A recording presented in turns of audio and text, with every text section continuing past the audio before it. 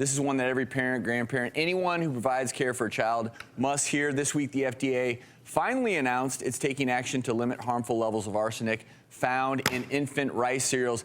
Now, you hopefully have been watching our show for a while. We've known about this. We've talked about this on the show.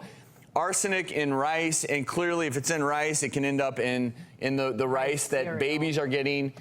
The FDA has acknowledged the presence of arsenic in the past. This is actually the action step for the first time is coming now, suggesting a 100 parts per billion limit on inorganic arsenic in rice cereal for youth.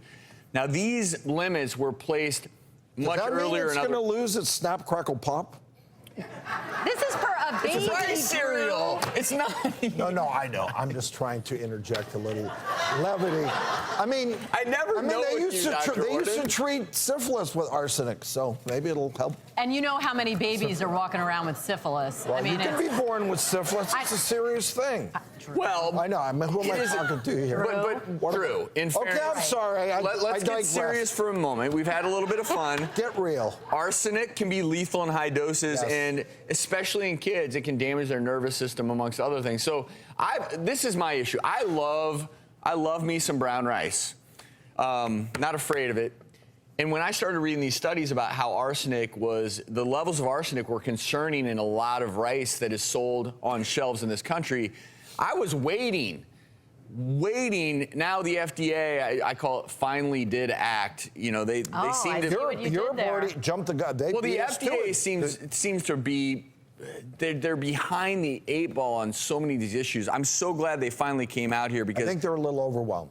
And that may be part of it, and who knows, but finally, finally now parents know, hopefully we can set these limits because you do not want arsenic beyond a certain level in your kids' food. You don't want, quite frankly, you don't want it as an adult, you don't want it. But you bring up a point with beyond a certain level because, again, something that we've talked about many times on the show is with toxins, with environmental toxins, chemical exposure, there will always be the scientific acceptable limit because, again, we can't live in a sterile environment. So there are some things that they'll say, well, if you're using X product, we allow this maximum amount in this product because studies have shown that it won't hurt you. But arsenic, I mean, when my kids were babies, I wasn't like, you know what, I'm gonna give them cereal today, but hold the arsenic.